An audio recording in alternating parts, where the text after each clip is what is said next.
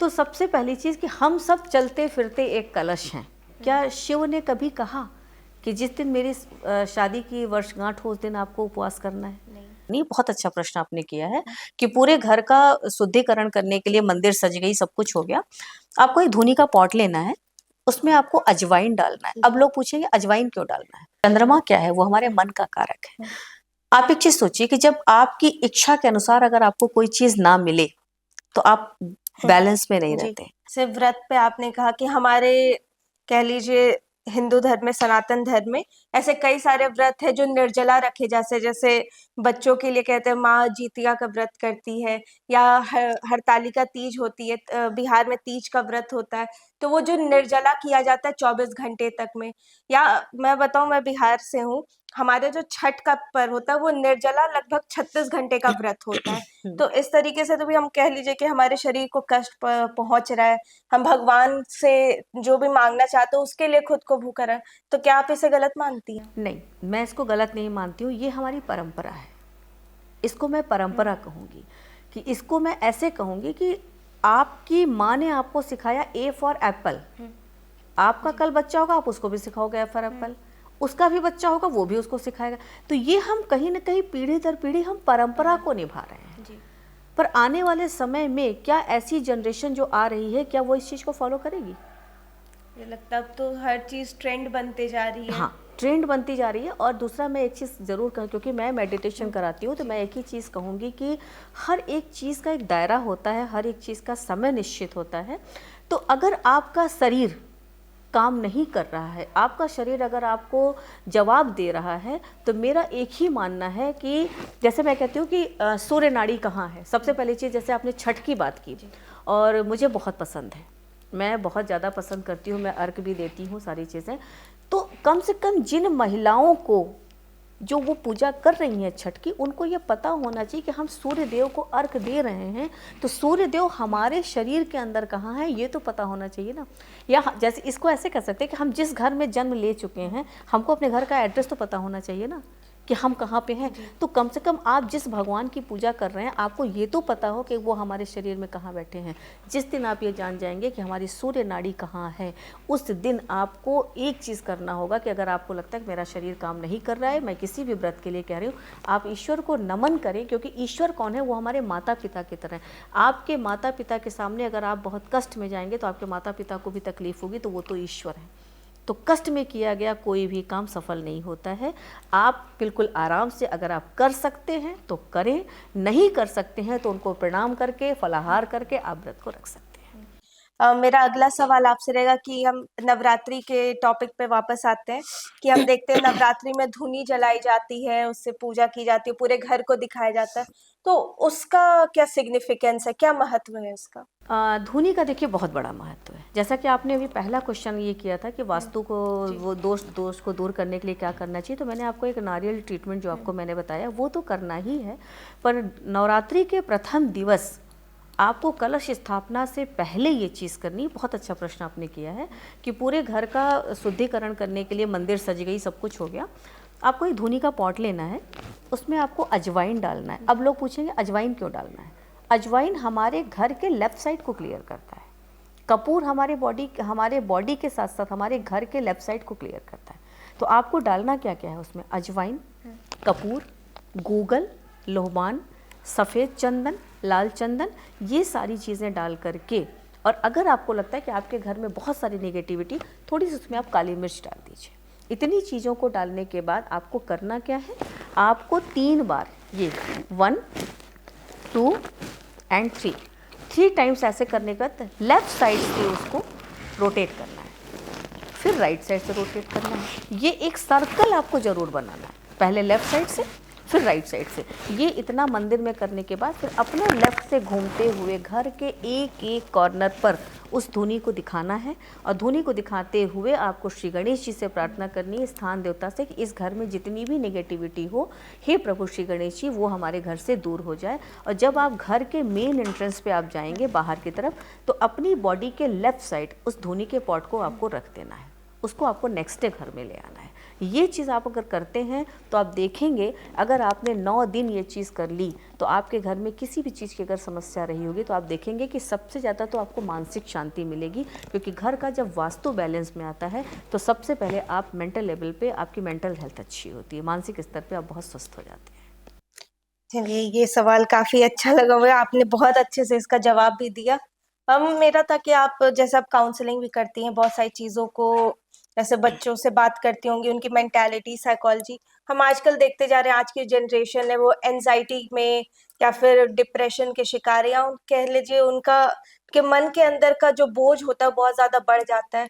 कई बार हम देखते हैं कि हम मंदिर में जाते हैं, भगवान के सामने हाथ जोड़े, हम कुछ मांग रहे हैं, और दुर्गा माँ के सामने भी होता है या हनुमान जी के सामने हमारे आंसू खुद ब खुद निकल आते हैं। जी, तो इसके पीछे का क्या कारण है? ये बहुत अच्छा क्वेश्चन आपने पूछा है। ये देखिए होता है हमारे मन का विकार। जैसे मैं एस्ट्रोलॉजी, अगर एस्ट्रोलॉजी लेवल पे मैं बात करूँ तो मैं यही कहूँगी कि चंद्रमा क्या है, वो हमारे मन का कारक है। आप एक चीज़ सोचिए कि जब आपकी इच्छा के अनुसार अगर आपको कोई चीज़ ना मिले तो आप बैलेंस में नहीं रहते हैं। जब हम इमोशनल वीक होते हैं तो हमें रोना आता है।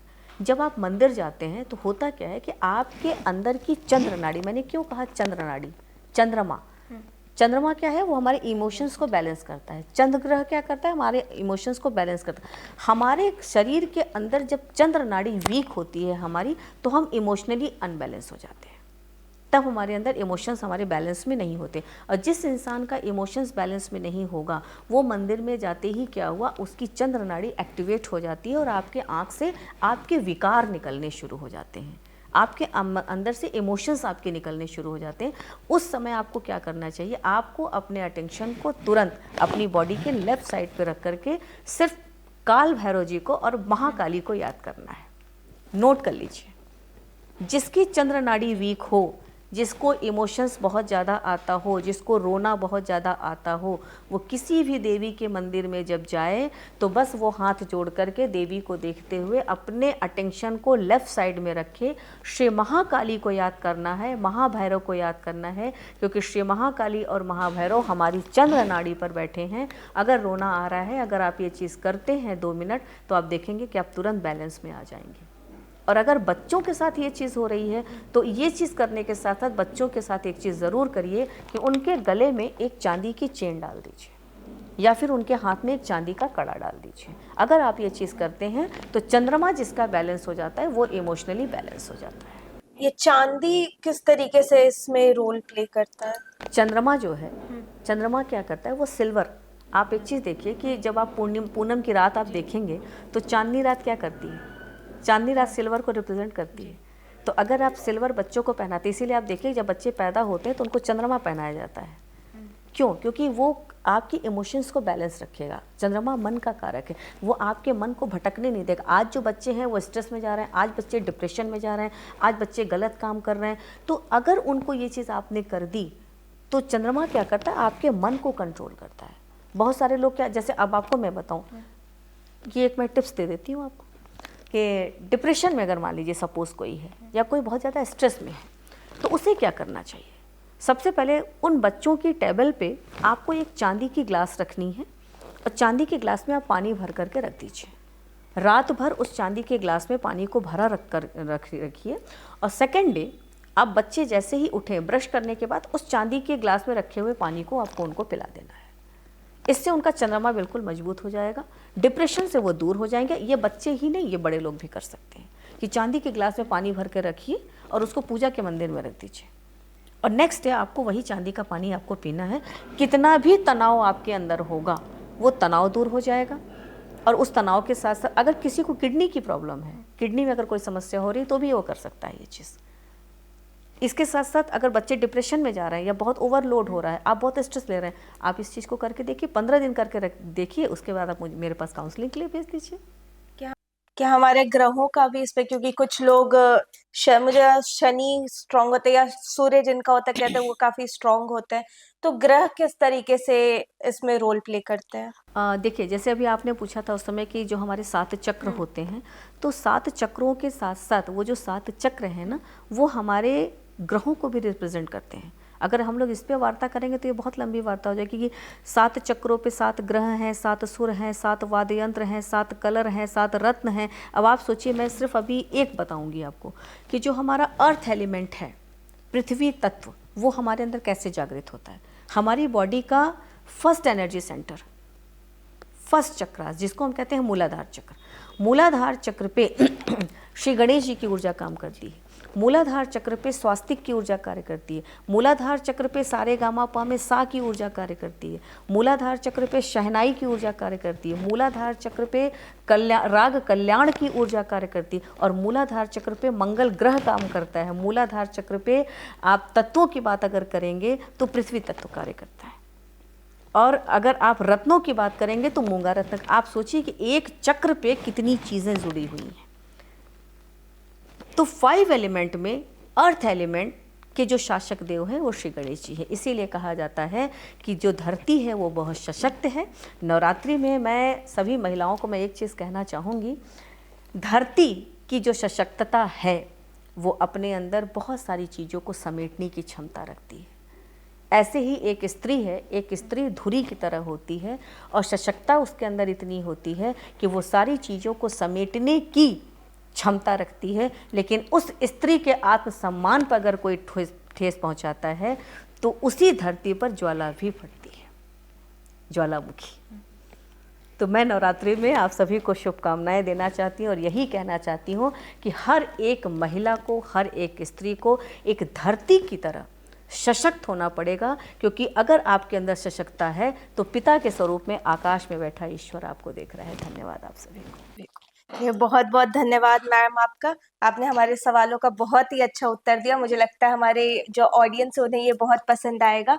और आप इसी तरीके के और पॉडकास्ट अगर देखना चाहते हैं तो द वॉइस इंडिया न्यूज़ को लाइक करें, शेयर करें और सब्सक्राइब करें और ऐसी वीडियोस देखते रहें। धन्यवाद।